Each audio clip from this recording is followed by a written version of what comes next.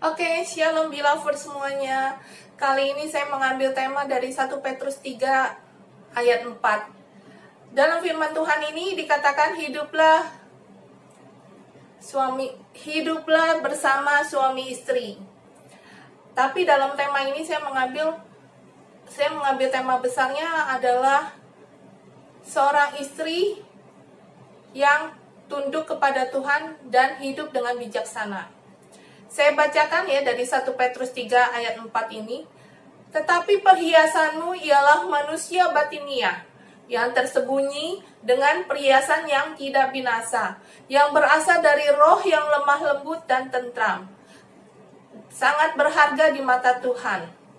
Di ayat 5-nya, sebab demikianlah caranya perempuan-perempuan kudus dahulu. Zaman dulu berdandan, yaitu perempuan-perempuan yang menaruh pengharapannya kepada Allah.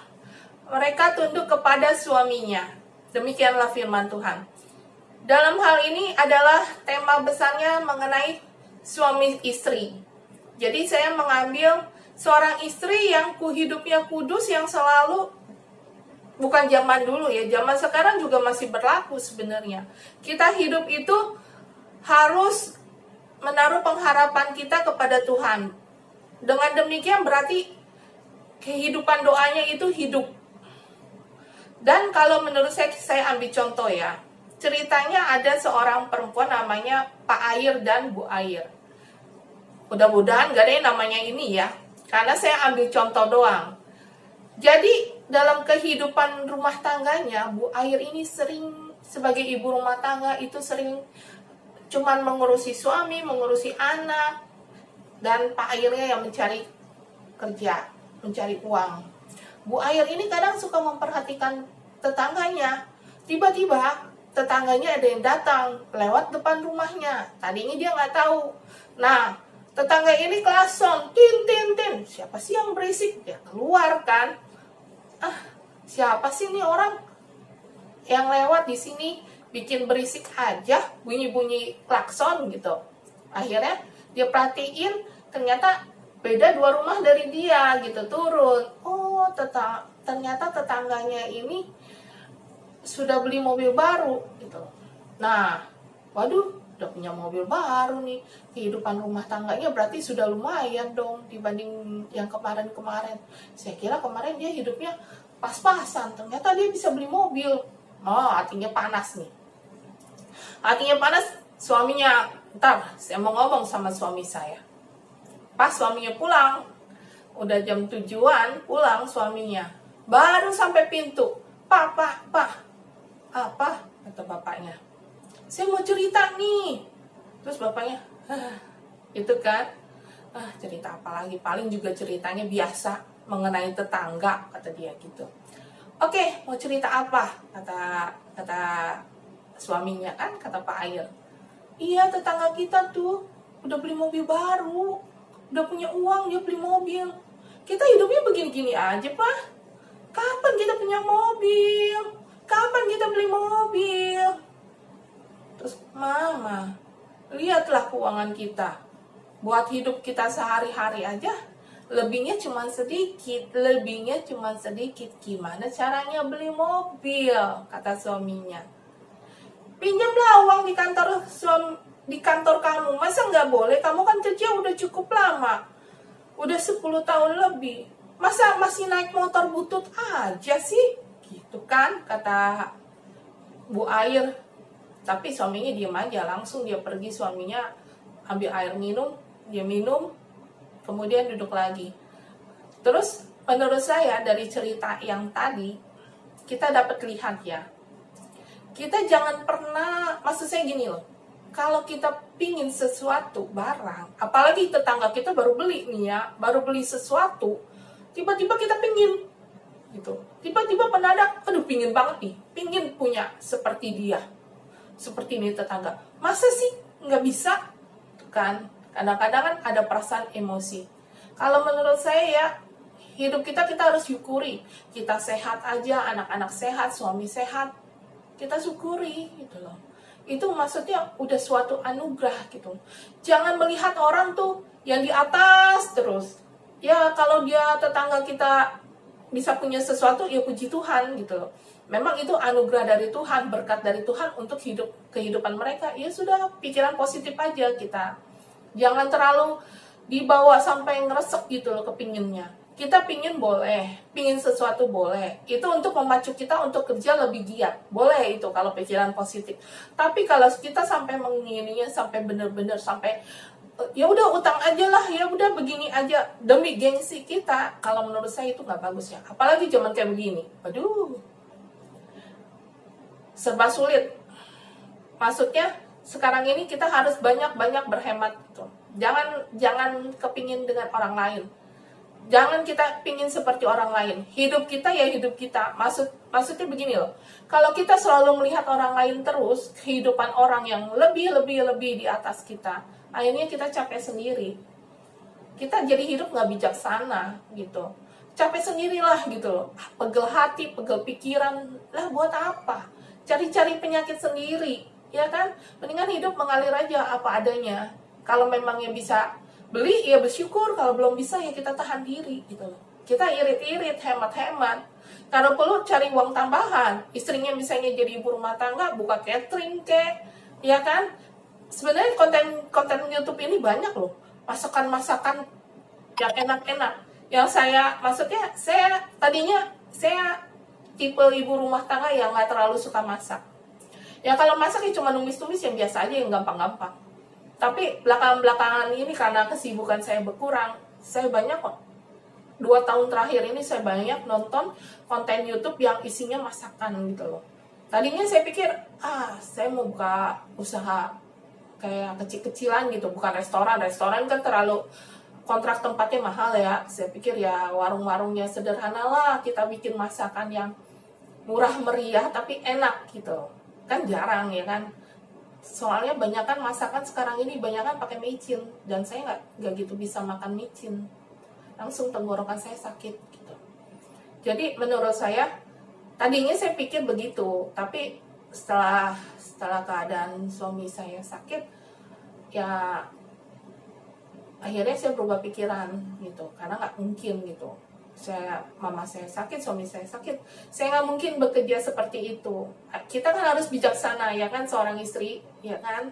Jadi saya pikir ya udahlah, saya berusaha untuk buat konten YouTube aja gitu, membagi-bagi firman Tuhan, karena kan background saya lagi kuliah di teologi ya.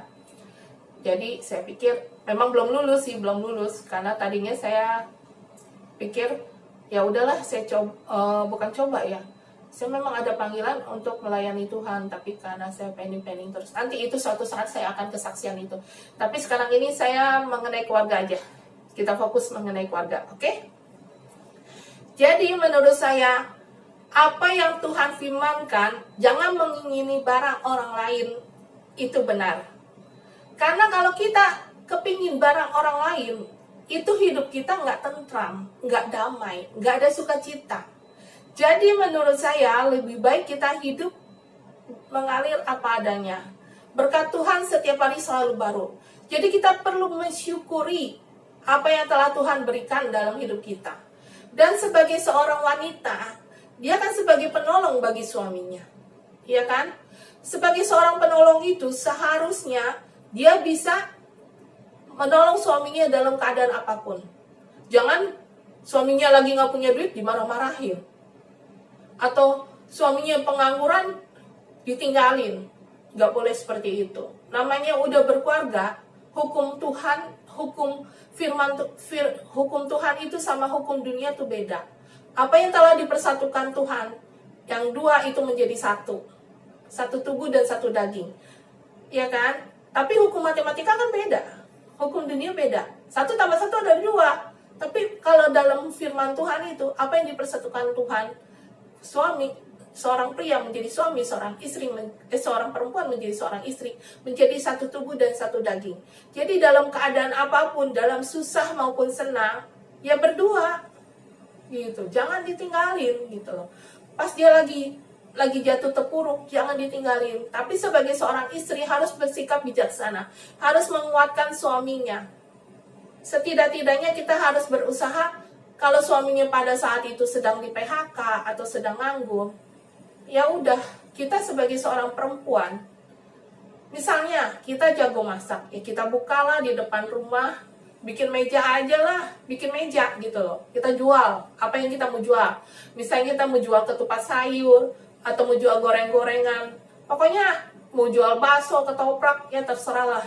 Bisanya apa gitu ya kan? Kita coba gitu loh. Kan kalau sesuatu yang belum dicoba kita nggak tahu itu berhasil atau gagal. Tapi kalau kita udah coba sekali kurang jalan gitu, ya namanya juga baru ya kan. Saya aja usaha dulu ya, nggak cukup 1 tahun untuk mengetahui, 2 tahun, 2 tahun setengah itu baru saya tahu berhasil apa tidak tuh. Tapi berhasil sih, cuman sekarang udah saya tutup karena memang saya akan fokus sama panggilan saya mungkin ya. Jadi kalau menurut saya, kita harus, kalau suami nggak bisa kerja, belum bisa kerja, jangan diomel-omelin, jangan terlalu banyak diomelin, ya kan? Tapi kita harus banyak menguatkan dia, harus banyak mendorong dia, ayo Pak, kita kerja lagi Pak, kita kerja sama-sama sekarang. Ada contoh ya, waktu itu Tanah Abang kebakaran di tahun 2003, kalau nggak salah. Istrinya itu ibu rumah tangga, benar-benar murni ibu rumah tangga. Tapi pada saat kebakaran itu, istrinya tuh keluar, bantu suaminya. Padahal suaminya udah ngomong, udah jangan, ini saya lihat sendiri dengan mata kepala saya sendiri ya. Jangan, udah jangan dibantu, udah biarin saya masuk sendiri. Enggak, kamu masuk, aku masuk. Kamu bisa, aku juga bisa, kata istrinya gitu. Pokoknya kita sama-sama. Itu yang saya dengar statementnya dari istrinya. Jadi menurut saya, apapun yang kita lakukan ya, namanya udah suami istri, jangan abang sayang, abang ada uang, abang sayang, abang nggak ada uang, ditendang. Jangan punya prinsip seperti itu gitu loh. Jangan egois jadi perempuan, maaf ya, tapi kita harus sama-sama gitu loh. Jangan terlalu banyak gengsi juga lah. Hidup mengejar gengsi itu nggak ada habisnya. Malah selalu kurang, lihat orang begini, kurang terus kita. Jangan lihat selalu ke atas, kadang kita perlu melihat ke bawah juga. Hidup di bawah kita gimana gitu loh, kehidupan masyarakat di bawah kita gimana. Jangan begitu kita bisa bersyukur. Kita selalu melihat di atas, nggak pernah bisa bersyukur. Percaya, hidup nggak akan pernah bisa bersyukur kalau kita selalu melihat ke atas, ya kan? Kita sekali-kali perlu melihat ke bawah gitu. Kadang-kadang kita perlu, kita punya berkat rezeki, kita bagi-bagi makanan, ya kan? Kita masak, kita bagi-bagi makanan, nggak apa-apa kok itu. Itu namanya bagi-bagi sedekah lah, bagi-bagi berkat lah buat orang lain, iya kan? Ada bagusnya juga gitu loh. Jadi kita sebagai seorang istri ya, jangan setiap suami dapat bonus nih. Saya dengar sendiri, saya lagi naik kendaraan umum, naik mikrolet gitu ya, suami nih, cowok sama cowok curhat nih. Gue bingung sama istri gue, setiap dapat bonus, setiap mau lebaran dapat bonus, dikasih ke dia, nih Bu, ini uang buat belanja, separuh disimpan. Maksudnya maksud suaminya separuh disimpan. Ya udah Pak, besok kita belanja ya Pak, gitu. Ya udah, oke. Beli apa aja dicatat, maksud suaminya. Udah, nggak usah dicatat, nggak usah. Saya hafal, semua hafal di luar kepala, kata istrinya gitu. Nah, dia belanja besoknya kayak orang kehausan, kelaparan katanya. Kayak nggak ada hari esok, harus dihabisin uangnya hari itu juga. Udah saya toel katanya, tetep aja, entar pak, tanggung Pak, gitu. Saya mah dengerin cuma ketawa aja gitu ya kan, cuman lucu aja gitu loh. Kalau menurut saya kan, kita sebagai seorang istri kan nggak semuanya harus dibelanjakan dalam 1 hari gitu. Menurut saya ya, kadang kan ada uang yang harus di-spare, disimpan gitu loh. Nanti suatu saat ada kebutuhan tidak terduga, itu uang pasti keluar. Misalnya kayak atap bocor, hujan. Kalau nggak dibenerin, tambah lama bocornya tambah panjang. Ya kan, akhirnya merembet nih ke banyak-banyak tempat. Kalau menurut saya, kan lebih baik nggak semuanya dibelanjakan harus habis gitu, ya kan? Ya kalau mau merayakan hari-hari lebaran atau hari-hari besar lainnya, kan nggak semuanya harus dihabiskan dalam satu hari gitu. Kalau anak sakit gitu, kan sekarang sih ada BPJS masih mending ya kan, tapi kan nggak semuanya obat bisa ditebus sendiri. Ada obat yang harus ditebus di luar, kan harus punya uang juga, ya kan. Jadi kan nggak semuanya kita harus habiskan dalam satu hari, kayak nggak ada hari esok. Bener kata orang gitu, bener. Kadang saya dengerin sih sambil ketawa juga ya, pengen ketawa tapi nggak enak ya kan, karena saya kan nguping gitu loh. Terus kayak gitu, kayak nggak ada hari esok aja. Bener kan, besok-besok juga bisa ya kan, nggak harus dihabiskan satu hari sebenarnya gitu. Tapi ya namanya kadang-kadang emosi belanjanya mungkin lagi tingkat tinggi, saya nggak tahu deh kenapa ya kan. Kalau saya sih belanja ya, terus terang ya, saya belanja kalau beli kayak pakaian, saya budgetin nggak boleh di atas 150.000. Bener, kalau saya lagi mau belanja, saya nggak boleh di atas 150.000. Dan saya mencari baju-baju tuh yang nggak terlalu mahal. Contohnya pakaian yang saya pakai ini nggak mahal, cuman 55.000 kalau nggak salah saya beli. Tapi ya menurut saya lumayan lah gitu, bahannya kaos dan enak. Yang penting nyaman dan muat. Dan saya nggak terlalu mentingin model. Yang penting pas, cocok di saya, udah saya beli. Gitu. Dan nggak usah harus mahal, karena menurut saya kalau mahal itu budgetnya banyak banget. Misalnya beli baju 300.000, satu model nih 300.000.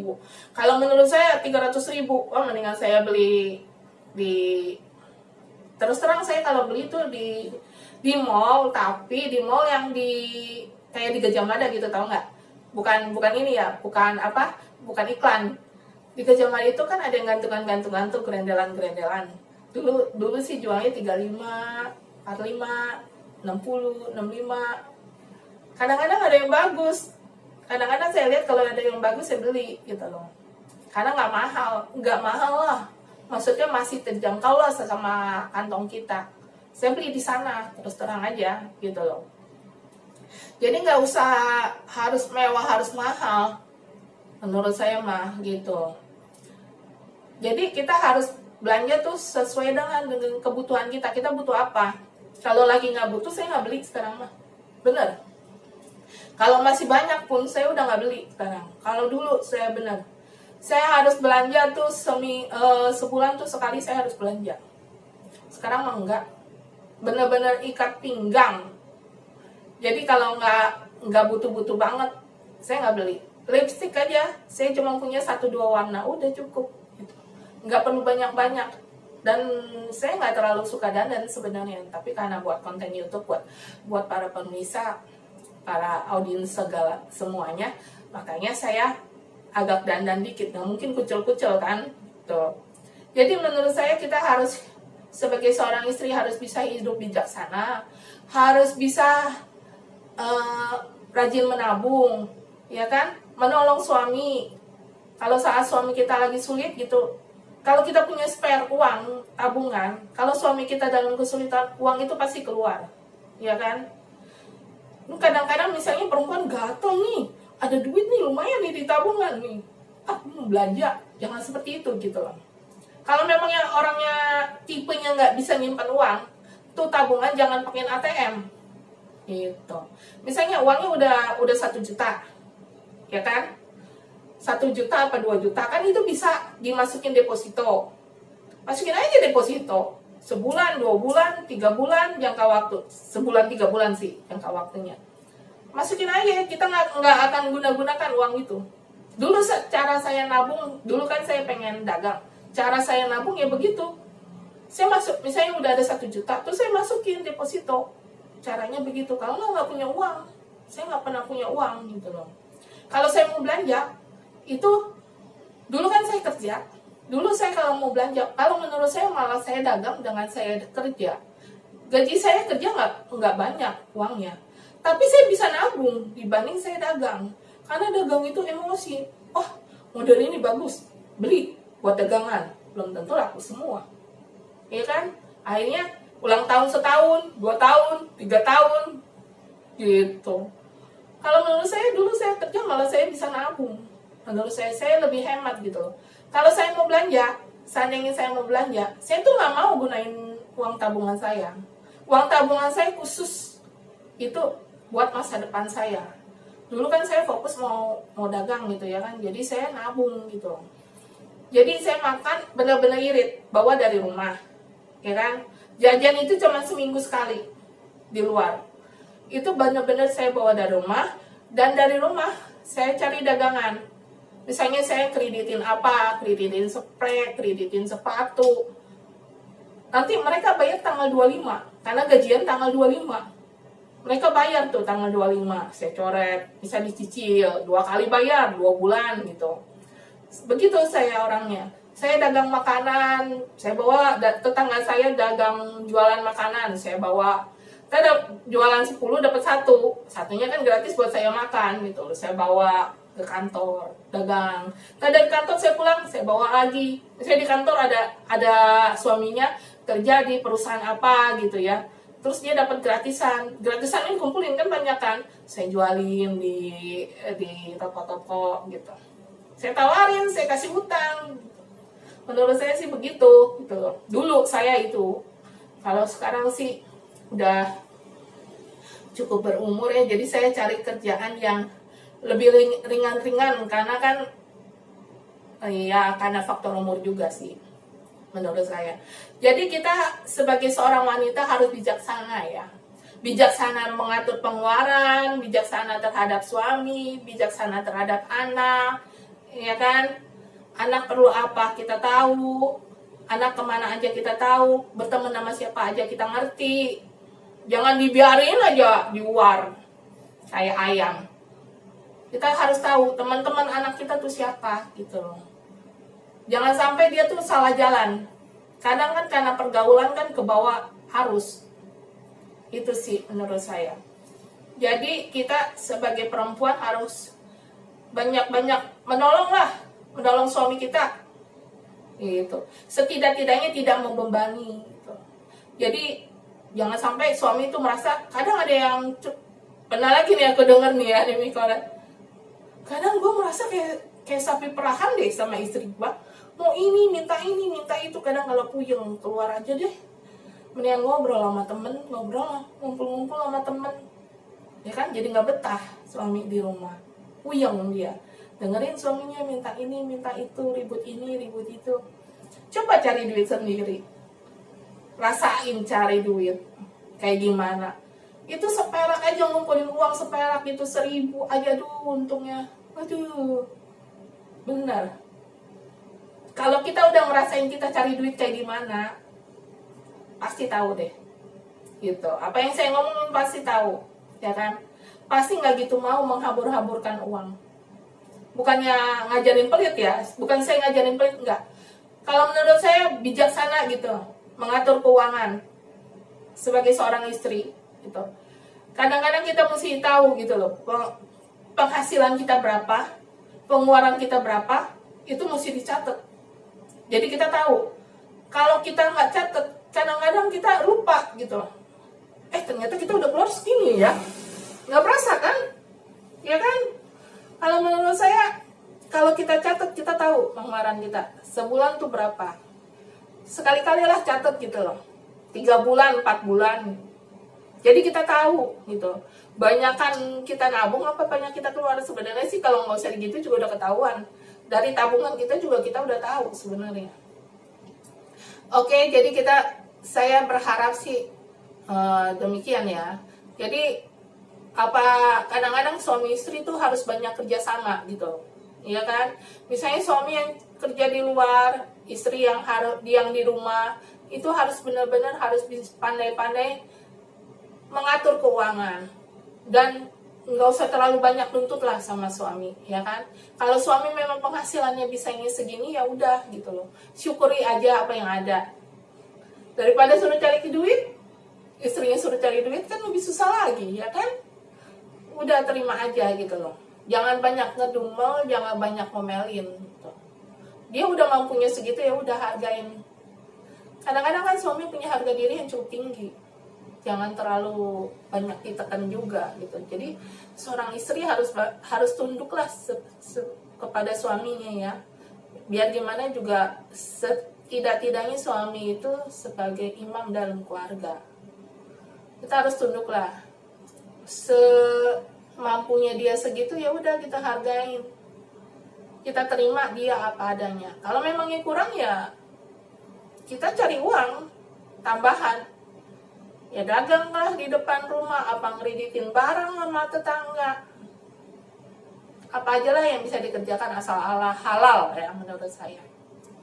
Oke, beloved, menurut saya demikian mengenai firman Tuhan yang saya jabarkan ini dari 1 Petrus 3 ayat 4 dan 5. Menurut saya demikian gitu dalam penerapan kehidupan sehari-hari ya.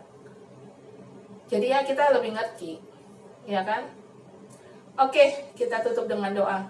Bapak, terima kasih ya Tuhan atas sharing firman, renungan firman Tuhan yang telah saya sampaikan pada hari ini Bapak. Berilah ya Tuhan para pemirsa, semua para penonton YouTube ya Tuhan, yang mendengarkan YouTube ini ya Tuhan. Hatinya para ibu-ibu digerakkan ya Tuhan, berubah, diproses oleh Tuhan, sehingga tidak boros lagi hidupnya, sehingga dapat hidup sesuai dengan kehendak-Mu saja ya Bapak. Dapat hidup bukan untuk keinginan gengsi mereka, untuk gaya hidup mereka, tapi mereka dapat mengerem dirinya ya Tuhan, untuk hidup sesuai dengan keinginan-Mu Bapak. Dapat tunduk dan hormat kepada suaminya ya Bapak. Dapat menghidupkan kembali kehidupan doa dalam rumah tangganya Bapak. Terima kasih Tuhan Yesus untuk semua yang telah Engkau berikan. Dan hamba percaya rumah tangga yang sedang banyak percekcokan, banyak berantem, banyak argumentasi, banyak berbeda pendapat. Hamba percaya Tuhan, semua yang dipersatukan Tuhan tidak dapat diceraikan oleh manusia ya Bapak. Dan hamba percaya ada shalom, ada rumah tangga yang indah, ada rumah tangga damai sejahtera, ada rumah tangga yang dapat menerima satu sama lain, ada rumah tangga yang bisa saling mengalah satu sama lain. Terima kasih Tuhan, Kau telah menguatkan rumah tangga yang baru Bapak. Terima kasih Tuhan, Kau telah menguatkan rumah tangga yang telah hidup berpuluh 10 tahun ke atas, 5 tahun ke atas, 20 tahun ke atas ya Tuhan. Apa yang menjadi keputusan mereka yang pada saat ini ya Bapak? Ada yang mengambil keputusan ingin bercerai, hamba percaya Tuhan. Apa yang dipersatukan Tuhan tidak dapat dipisahkan. Lihat kepada anak, lihat kepada masa depan. Apapun yang diambil keputusan dengan kepala dingin ya Tuhan. Bukan dengan panas hati, tapi dengan kepala dingin ya Bapak. Terima kasih ya Tuhan. Kami alaskan semua doa hamba ini hanya kepadamu saja. Karena Engkau satu-satunya Allah Juru Selamat kami yang hidup. Satu-satunya jalan kami ya Bapak. Engkau yang memberi penerangan bagi kehidupan kami Bapak. Dan Engkau yang memberikan kehidupan doa dalam setiap rumah tangga. Terima kasih Tuhan Yesus. Haleluya. Amin.